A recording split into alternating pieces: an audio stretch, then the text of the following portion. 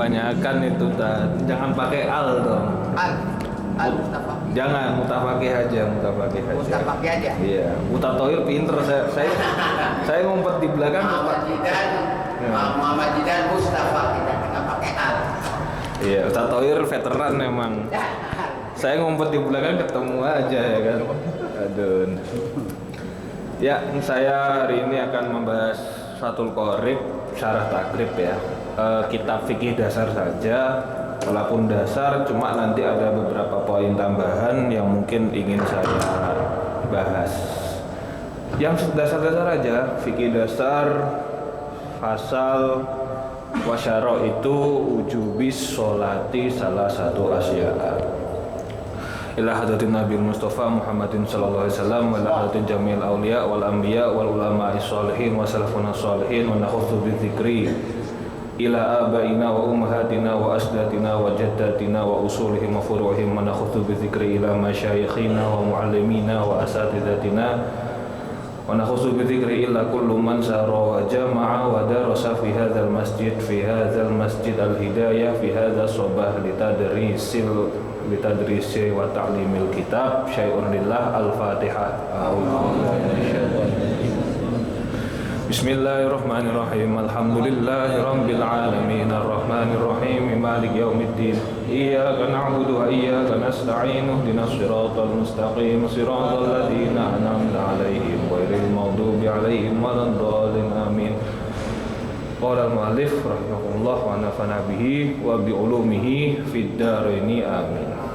Faslun wa syara'itu wujubis sholati salah satu asya'a. Fasal menjelaskan tentang syarat-syarat wajib sholat dasar ya. Salah satu asya'a ada 3 syarat wajibnya. Al-islamu ahaduha, al-islamu yang pertama adalah Islam. Fala tajibus sholatu alal kafiril asli wala yajibu alaihi qada'uha idza aslama. Maka tidaklah wajib ibadah sholat itu alal kafiri bagi orang kafir asli.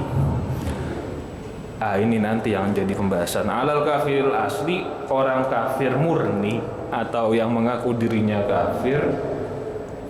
Wala yajibu, dan juga tidak wajib alaihi bagi orang kafir tersebut qada'uha, untuk mengqada' sholatnya nanti idza aslama, ketika dia nanti masuk Islam. Sekarang saya mau tanya, kaum Nasrani, kaum Yahudi, dia termasuk kafir asli atau tidak? Kafir asli. Kafir asli atau tidak? Sebenarnya kalau ditarik secara definisi, sebenarnya kaum kafir kaum Nasrani, kaum Yahudi itu tidak termasuk kafir asli, tapi dia merupakan kafir yang istilahnya itu, yang beranutan dengan agama samawi, sama-sama menyembah Allah. Sebenarnya kitab sucinya juga sama. Bukan berarti saya beranggapan kaum Nasrani atau Yahudi itu bukan kafir, tetap kafir. Hanya saja kalau mau fair to fair, sebenarnya Yahudi Nasrani itu bukan kafir asli. Alasannya apa? Alasannya seperti ini. Syariat Allah itu mutlak, mutlak. Aturan agama dari Allah itu mutlak. Karenanya sebenarnya kaum Nasrani dan kaum Yahudi itu ketika Nabi Muhammad diutus, ketika Khatimul Anbiya wal Mursalin diutus, Quran diturunkan, sebenarnya kaum Nasrani dan maupun kaum Yahudi itu seharusnya wajib masuk Islam. Loh, kok bisa wajib tak? Karena seperti ini. Syariat Allah itu syariat yang diturunkan Allah kepada nabinya, mulai dari Nabi Adam sampai ke Nabi Muhammad, ada aturan di dalam maqasidus syariah, dasar-dasar syariat Islam dan syariat-syariat Allah lainnya, yang mana aturan ini ketika ada nabi baru, syariat nabi sebelumnya otomatis gugur, hilang, gak berlaku. Yang berlaku adalah syariat nabi yang baru. Maka dari itu seharusnya umat Nabi Musa maupun umat Nabi Isa seharusnya dia mengakui agama Islam dan tahu kalau sebenarnya syariat dari nabinya sendiri sudah gugur. Sebenarnya perintah-perintah seperti itu sudah ada di dalam kitab Taurat maupun kitab Injil ya, tapi gimana lagi, kitabnya sendiri sudah dirubah ya kan. Injil aja udah ada 12 versi mungkin. Dan juga kita tahu sendiri sudah difirmankan juga dalam Al-Qur'an kan, kalau orang Yahudi Bani Israel sudah merubah kitab Tauratnya sendiri. Jadi sebenarnya sudah ada peringatan dari kitab-kitabnya maupun dari rahib-rahib pendeta-pendetanya. Karena itu sampai hari kiamat nanti sebenarnya ya, ini saya bukan berarti ngajak orang kaum Kristen masuk Islam, enggak. Sebenarnya kalau mereka mau sadar atau mereka mau mengakui, mereka masih punya kewajiban untuk masuk Islam sampai akhir hayat. Karena apa? Syariat Nabi Muhammad telah datang dan otomatis syariat-syariat sebelumnya sudah gugur, hilang. Hukum yang berlaku yang ada di Injil, yang ada di Taurat, yang Taurat misalnya 10 perintah Tuhan ya, yang populer ya Taurat itu, the Ten Commandments, atau di Injil perintah kebajikan, gugur semua hukumnya dengan hukum syariat yang ada di Al-Quran. Itu yang ingin saya bahas, kafir dari segi itu maksudnya. Wa ammal murtadu, adapun yang murtad, fatajibu alaihi sholatu, maka wajib baginya untuk sholat. Nah ini ada kontroversi, maksudnya gimana wajib baginya sholat? Apakah ketika dia murtad dia masih wajib sholat? Kalau menurut versi yang ini, ya, karena memang pada asalnya dia merupakan umat Islam. Jadi waqadauha, dan juga wajib untuk mengkodok sholatnya in ada ilal Islam, ketika dia balik Islam kembali. Saya kasih tahu maksudnya dia masih wajib sholat. Misal dia murtad 40 hari terus dia nggak sholat gitu kan. Nah di 40 hari dia nggak sholat itu dia masih kena taklif, paham ya taklif ya, pembebanan syariat untuk sholat, dan makanya dia wajib untuk mengkodoknya. Beda dengan orang kafir tadi. Wasani, dan yang kedua adalah al-bulughu, balik. Wal aqlu, dan yang ketiga adalah berakal. Kalau di Indonesia sampean sebagai orang tua kira-kira nganggep anak-anak sampean balik itu umur berapa? 17-18 kan? Ya, itu standar ya, atau urf, atau kebiasaan, tradisi, adat istiadat masyarakat kita untuk menganggap kedewasaan seseorang itu ada di umur 17 atau 18. Kalau secara teks kitab maka sebenarnya balik itu umurnya 15. Tapi kan itu sebenarnya kenapa ulama dapat ukuran 15 itu juga karena menggunakan standar dari Arab. 15 itu kan angka yang digunakan oleh masyarakat Arab untuk menentukan baliknya seorang laki-laki. Terserah sampean mau ikut kitab tekstual, maksud saya umur 15 berarti sudah dianggap balik, atau mengikuti uruf. Wal aqlu, dan juga berakal, seperti itu. Nah, akan tetapi balik yang di dalam sholat ini itu merupakan balik yang mana umur dari anak kecil perempuan atau anak kecil laki-laki berumur 7 tahun. Sab'u ba'da sab'i sinin, setelah dia 7 tahun. Karena setiap 7 tahun, karena pada umur 7 tahun itu in hasolat tamyizu biha, anak kecil itu akan mulai tumbuh kecerdasannya. Jadi ketika dia sudah umur 7 tahun, kemudian lanjut sampai umur 14 ataupun nanti sampai umur 18, dia sudah diwajibkan, punya kewajiban, orang tua maksud saya, orang tua itu sudah punya kewajiban untuk mendidik anak untuk diajari sholat. Nah, dari balik ini ada beberapa hal yang unik. Misal sampean punya anak 18 tahun nggak mau sholat, atau sudah sampean ajari sholat, sampean kira-kira masih kena dosanya apa enggak? Masih.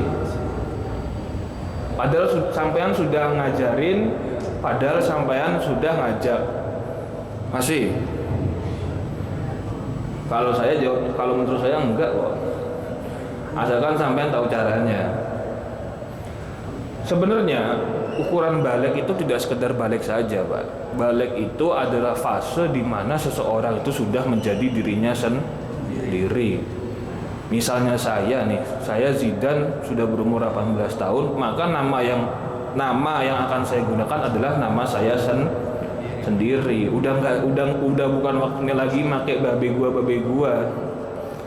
Gua anaknya ini loh, udah bukan waktunya seperti itu. Dia harusnya sudah memulai hidupnya sendiri.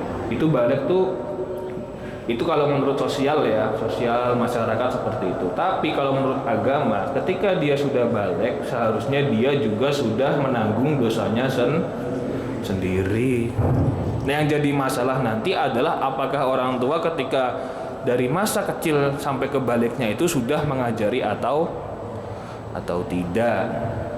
Nah, kan sampean kan bagian di sini ada yang statusnya sebagai ayah, ada yang statusnya sebagai suami.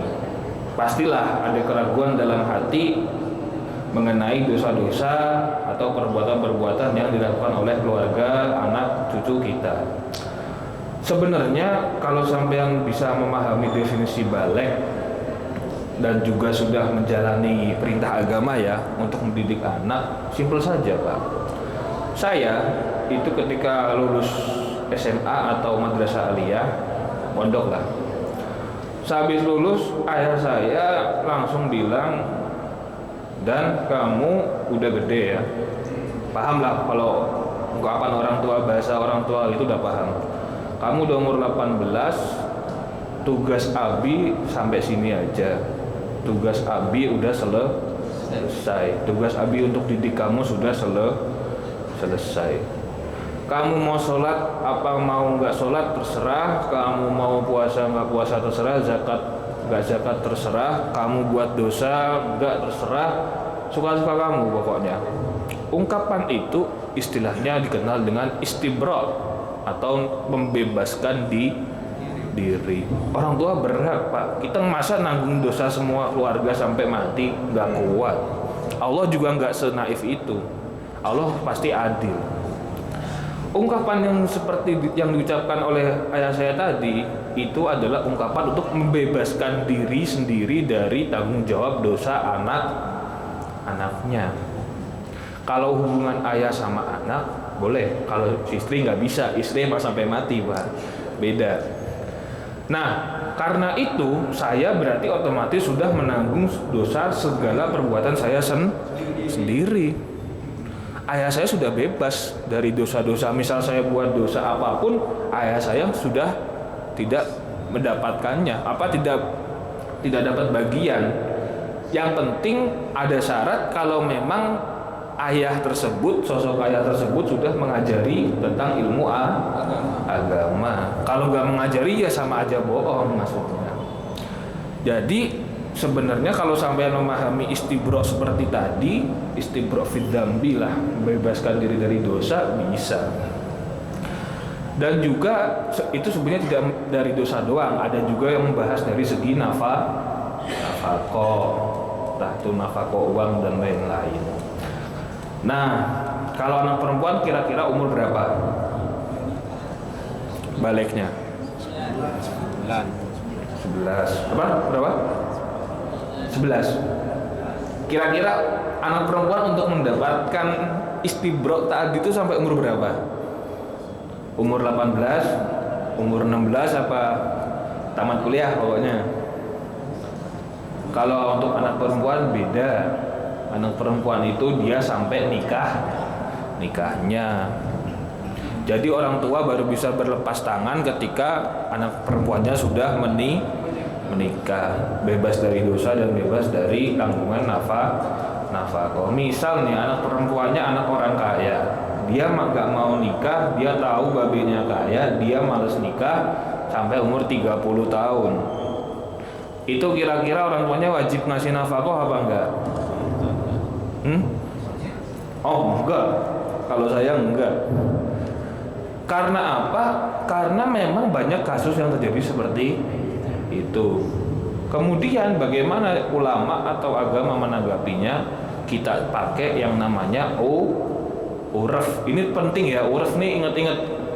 Kadang-kadang gak semua hukum agama itu ada di teks, dan jadinya kita butuh yang namanya kebijaksanaan local wisdom. Orang Indonesia biasanya umur nikahnya berapa, Pak? Cewek, perempuan? Paling tuanya atau standarnya? 25 kan? 25, 28 tuh udah dianggap tua kan? Udah telat nikah lah maksudnya, 25, 28. Nah, kalau kita memakai uraf, dan memang seharusnya memakai uraf, kalau nggak gitu nanti banyak perawan tuh tua, tahu dia, kalau dia tahu hukum ini dia keenakan nanti dinafkahin terus, nggak mau kerja, nggak mau nikah, nggak mau susah lah. Kalau kita pakai uraf, nanti ketika dia umur 25 dia nggak mau nikah, ngotot, dan memang ada niatan sengaja untuk nggak mau nikah, otomatis ketika di umur 25 orang tuanya boleh untuk membebaskan diri. Kita nanti pakai yang namanya standar uraf, kebiasaan lokal. Di umur 25 kamu seharusnya sudah nikah, kok nggak nikah, kamu kok sengaja telat, ya sudah, tanggung jawab abi, ayah sama kamu sudah selesai. Tapi ketika soal membahas istibrak pembebasan dosa tadi, kalau statusnya ayah sama anak bisa, kalau sama istri tidak bisa, dibawa sampai mati itu. Kecuali kalau nggak cerai, mati duluan. Memang sampai mati kalau tanggung jawab suami sama istri. Wal akal, ya berakal pastilah.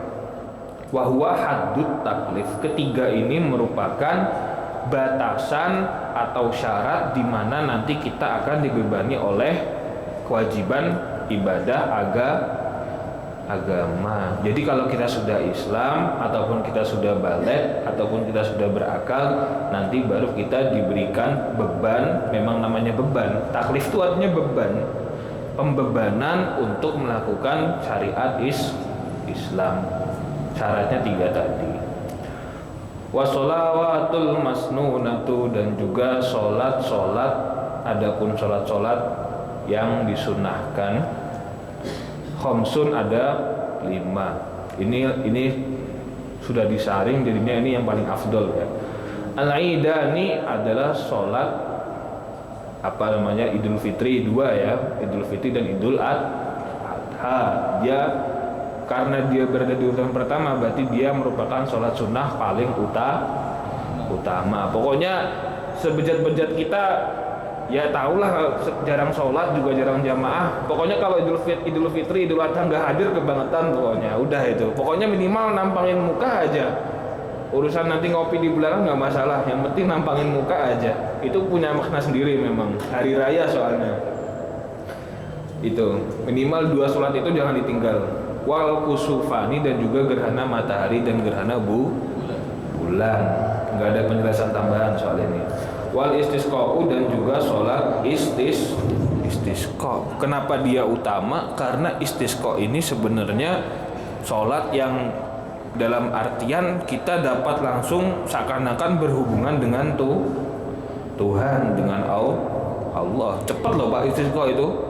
Kemarin sampean pernah lihat atau enggak di berita ketika di Turki terjadi, baru aja kemarin 2021 ya, bulan apa ya, November apa September gitu, apa Oktober ya, lupa saya.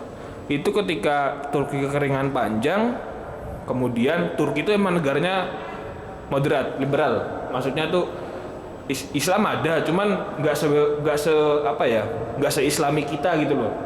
Kaum moderatnya banyak, karena dia kan sebenarnya Turki adalah setengah Asia, setengah Eropa. Ketika umat Islam berkumpul di alun-alun pengen sholat istisqa, diejek Pak sama yang agamanya Kristen, ateis, agnostik, diejek. Lu ngapain masih ngelakuin tradisi kuno kayak gitu ya kan?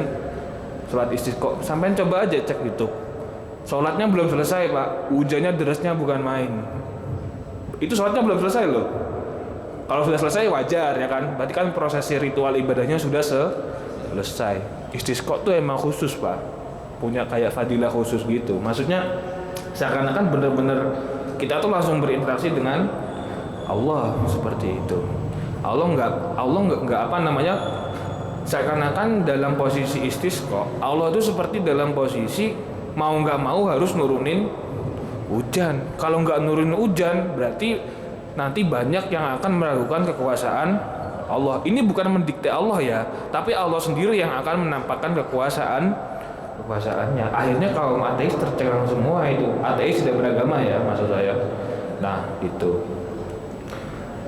Dan terakhir wasunanut tabi'ah lil fardhi, dan sholat-sholat sunnah yang mengiringi sholat-sholat fardu, sholat sunnah rawatib ya. Sholat sunnah rawatib ini fadilahnya dikenal sebagai tip-ek, penghapus dosa-dosa atau penghapus, pengganjal dari misal sholat-sholat yang pernah kita tinggalkan. Itu dia sebenarnya makna khusus atau maksud khusus, hikmah khusus dari sholat sunnah rawatib itu sebagai tip-ek Pak. Jadi misalnya ada sholat wajib kita kelupaan dan lain-lain, nanti yang akan menjadi penghapus dosanya adalah sholat sunnah rawatib. Sab'ata asyara rakaatan, ada 17 rakaat. Rakaatul fajri 2 rakaat sebelum subuh, wa arba'un qabla dhuhri, dan 4 rakaat sebelum zuhur. Wa raka'atan ibadahu, dan 2 rakaat setelah zuhur. Wa arba'un qabla al-asri, dan 4 rakaat sebelum asar. Wa raka'atan ibadal maghribi, dan 2 rakaat setelah maghrib. Dan wasalasun ba'dal isya'i, dan 3 rakaat setelah isya, biwitrin wa biwahid yutiru biwahidatin minhun. Yang mana dari 3 rakaat ini nanti kita pisah dengan 1 sholat witir. Nah itu. Kemudian ini saya akan bahas sedikit dari segi hadis. Sudah biasa ya, sholat qobliyah subuh itu kan hadisnya terkenal kan. Sholat qobliyah subuh itu lebih baik daripada dunia seisinya. Nah, nggak apa-apa, sampean mau berpedoman dengan hadis itu nggak apa-apa. Tapi saya kasih tahu satu hadis yang paling rasional kalau benar-benar kita ingin melaksanakan sholat subuh, qobliyah subuh sebagai motivasi. Diriwayatkan dari Bukhari dan Aisyah, dari Aisyah qala lam yakunin nabiyyu sallallahu alaihi wasallam ala syai'in minan nawafili. Lam yakunin nabiyyu, tiadalah nabi itu melakukan sesuatu ala syai'in minan nawafili, terhadap sholat sunnah, asyadda ta'ahudan, lebih serius perhatiannya, lebih memprioritaskan, minhu ala rakaatail fajri, daripada beliau pasti lebih serius, lebih prioritas tentang sholat qobliyah subuh. Kalau saya berpedoman dengan hadis yang ini, bukan yang hadis sholat subuh lebih baik daripada dunia seisinya.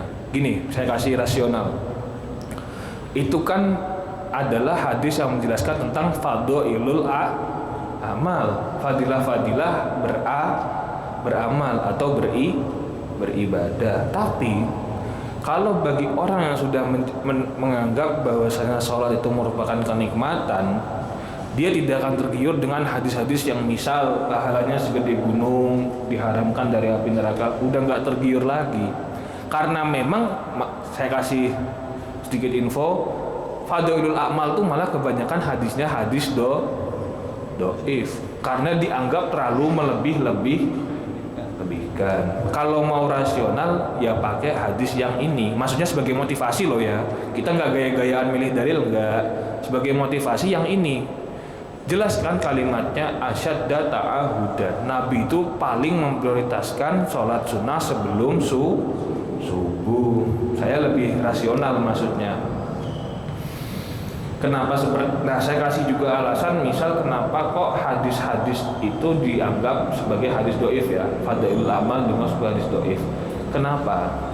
Karena ulama-ulama hadis zaman dahulu juga paham kalau nanti akan ada satu zaman di mana hadis-hadis itu akan dijadikan sebagai corong agama untuk kepentingan pribadi atau organisasi. Pasti menggunakan hadis-hadis yang terlalu muluk, terlalu melebih-lebihkan. Karenanya masih ada dua imam yang paling ketat seleksinya dalam hadis, yaitu adalah Imam Bukhari dan Imam Muslim. Saya jamin di dalam Sahih Bukhari Muslim itu tidak terlalu banyak hadis yang mengandung tentang fadailul amal. Takutnya disalahgunain, Pak. Takutnya nanti disalahgunain. Kalau hadis ini kita bilang sahih, nanti orang langsung jadi fanatik seperti itu. Dan juga 4 rakaat sebelum duhur. Kalau Jumatan masih berlaku nggak itu qobliyah duhur 4 rakaat? Masih. Cara yang ngelakuinnya 4 rakaat langsung salam apa gimana, Pak? Sampean biasanya? Bukan masalah waktunya. 4 rakaat langsung salam apa 2 rakaat? 2 rakaat. Yang paling afdol yang seperti itu, karena memang Nabi juga melakukannya seperti itu. Kemudian sholat qobliyah asar juga seperti itu, Pak. 2 rakaat. Kenapa sih kok bisa seperti itu? Ya itu kan bagian dari ngakalin aja kan, supaya pahalanya double. 2 salaman berarti kan dihitung sebagai 2 sholat. Nabi cerdas kan, simple aja, nggak usah ribet-ribet sebenarnya. Kemudian ada lagi nggak? Oh ya, witir ya. Witir itu kan makna asli dari witir adalah ganjil. Jadi bebas 1, 3, 5, 8. Batasnya adalah 11. Witir itu batasnya 11 rakaat. Nah itu yutiru biwahidatin minhun, dan dia wajib dilakukan. Maksudnya kalau mau witir harus setelah sholat isya itu ya. Kalau mau witir harus setelah sholat isya. Nah kemudian habis ya. Biwahidatin minhun. Nah wasalasun nawafila muakkadatin sholatul laili, dan ada lagi 3 sholat sunnah selain sholat sunnah muakkadatin yang dianggap sangat kuat ya. Maksudnya seakan-akan dia hampir wajib. 1, dia hampir wajib. 2, kesunatannya ini sangat dianjurkan. Ghaira rawatibi, atau selain sholat rawatib. Yang pertama adalah sholatul laili, sholat malam. Sholat malam bisa diartikan tahajud, wa minal laili fatahajjat, atau bahkan sholat sunnah mutlak, wan naflul mutlak. Ya pengen sholat sunnah gitu aja, tiba-tiba pengen sholat 2 rakaat, dihitung juga sebagai sholat malam. Tapi saya mau tanya, sholat malam itu kira-kira syaratnya apa aja? 1, harus habis tidur. 2, waktunya sampai tengah fajar ya. Fajar yang pertama apa kedua? Pertama. Kadzib apa sodik? Kadzib. Fajar pertama kadzib. Akan saya ceritakan nanti di belakang. Seharusnya sholat malam itu memang sampai 1/3 malam yang ketiga ya, bukan yang keempat. 1/3 malam, pokoknya setiap 3 jam. Enggak, 3 jam pertama berarti kan habis sisa jam 9 sampai jam 12 sampai jam 3 sampai jam yahbuh lah itu. Kita kalau bisa jangan sampai yang terakhir. Nah kemudian wasolatut duha, dan sholat duha batasnya sampai berapa, Pak? Bukan waktunya. Berapa? 8 rakaat. Kadang boleh lebih, sebenarnya boleh lebih. Dan juga 2 rakaat 11 kan? Dan sebenarnya apa? 2 rakaat adalah dimulai sejak matahari meninggi, berarti sejak isyraq sampai zawal. Zawal itu yang matahari agak lengser jam 10 jam 11-an.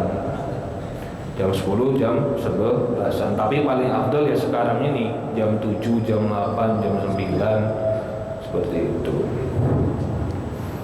Nah, kemudian apa namanya, sholat duha ini dia punya julukan unik. Dan juga kenapa rahasia sholat duha itu bisa ngasih kekayaan, karena dalam hadis itu Rasulullah menyebut sholat duha dengan sholatul awwabin, sholat dari orang-orang yang kembali kepada Allah. Sholatul awwabina idza ramadatil fisalu minad duha, sembayangnya atau sholatnya orang-orang yang kembali kepada Allah adalah apabila anak unta telah kepanasan pada waktu duha. Yang terakhir adalah sholat terawih. Terawih itu memang tidak disyariatkan pada zaman Nabi masih hidup. Nabi itu tidak pernah memerintahkan umat Islam untuk terawih. Gak ada hadis tarawihu, terawihlah kalian semua, gak ada. Tapi apakah Nabi gak terawih? Terawih. Nabi itu ketika Ramadan, satu saat Nabi itu, hadisnya ya Bukhari Muslim deh, tapi gak saya bawa. Nabi itu suatu saat sholat di masjid pada malam pertama hari Ramadan, sholat sunnah biasa. Kemudian orang-orang pada ngikutin. Selanjutnya malam kedua Nabi sholat lagi, orang-orang akhirnya pada ngikutin. Malam ketiga, malam keempat Nabi nggak keluar lagi. Akhirnya orang-orang kan pada bingung kan, kemarin sholat kok sekarang kagak. Kemudian Nabi keluar, kemudian bersabda, qad ra'aitul ladzi sana'tum falam yamna'ni minal khuruji ilaikum ala inni khasyitu antufrodo alaikum. Sengaja saya nggak mau keluar supaya kenapa? Saya takut kalau nanti saya keseringan, maksudnya kalau ini saya terus-terusin, bisa-bisa nanti sholat tarawih malah jadinya wajib. Itulah salah satu dari kebijaksanaan Nabi. Sholat tarawih baru diresmikan sebagai sholat tarawih itu ketika zamannya Sayyidina Umar bin Khattab. Saat beliau keliling kemudian ngecek di malam Ramadan, umat muslim ada yang tidur, umat muslim ada yang sholat sendirian, umat muslim ada yang sholat berjamaah. Akhirnya Umar membuat keputusan besoknya umat muslim jadiin satu, disuruh sholat, makmum sama satu imam. Maksudnya akhirnya dibuatlah jamaah. Sholatnya adalah sholat tarawih. Kemudian Umar berkata, setelah tarawih dilaksanakan, Umar berkata demikian, sebaik-baik bid'ah khairul bid'ati hadza. Umar ngakuin loh kalau itu bid'ah. Jadi sebaik-baik bid'ah adalah ini, maksudnya tarawih. Umar ngakuin kalau itu bid'ah. Tapi sebaik-baik bid'ah adalah tarawih. Karena definisi bid'ah itu memang selain sesuatu yang baru, yang penting tidak menyalahi aturan syariat. Kalau menyalahi baru bid'ahnya disebut bid'ah dolalah. Kalau tidak berseberangan bisa dikatakan bid'ah hasanah, bid'ah mubahah. Nah itu. Ada lagi Pak unik. Ini nanti saya baru bahas yang sholat malam. Sebaik-baik bid'ah adalah sholat tarawih ini dan orang yang tidur ketika yang lain sedang sholat malam. Paham nggak? Loh, orang tidur temennya pada sholat malam kok disebut bagus sih sama Umar? Paham nggak? sebaik-baik bid'ah adalah sholat tarawih dan orang-orang yang tidur tidak mengerjakan sholat ketika orang-orang lain melakukannya. Ini jarang dibahas karena serem juga perkataan Umar ini, penuh dengan kontroversi. Satu, dua, tafsirannya agak sulit. Maksudnya orang yang tidur itu adalah orang yang tidak mengerjakan sholat malam di awal waktu. Ya dia sengaja bisa tidur, tapi nanti malamnya bangun. Atau memang tidak bangun nggak masalah lah. Memang apa teksnya tidur. Jadi sampean nggak usah berkecil hati. Daripada mereka yang melakukannya atau melakukan sholat malam tapi di akhir malam. Makanya sholat tahajud juga ada waktunya. Kalau udah jam 3 ke jam 4 atau jam 3 menuju jam 4 atau setengah 5 mending nggak usah tahajud. Itu sebenarnya sudah masuk waktu ikhtiar dari sholat isya. Waktu yang hampir-hampir meragukan ini masih sholat isya atau sudah masuk waktu subuh. Yang paling gampang ketika sudah fajar kadzib. Dan begitu juga Umar juga menjelaskan orang yang tidur itu lebih baik daripada orang yang sholat malam di permulaan malam maupun di akhir. Kenapa seperti itu? Kalau kita sholat tahajudnya atau sholat witirnya setelah sholat isya kan enak emang, nggak ada susahnya sama sekali kan. Satu, nggak ngantuk. Dua, belum tidur. Nah terus apa susahnya? Di mana letak usaha ikhtiar dari kita? Ini maksud Umar bukan berarti merendahkan yang sholat malam di awal ataupun di akhir, tapi maksudnya memang waktu paling afdol dari sholat malam adalah pertengahan malam. Karena itu lebih baik tidur daripada ngerjainnya kecepatan atau kelambatan seperti itu. Jadi unik ya. Memang kadang-kadang agama itu nggak sesuai ekspektasi dan nggak bisa logika. Ini nggak ada sesi tanya jawab kan? Nggak ada kan? Oh nggak ada, ya udah. Sekian, wallahu a'lam bis. Ya.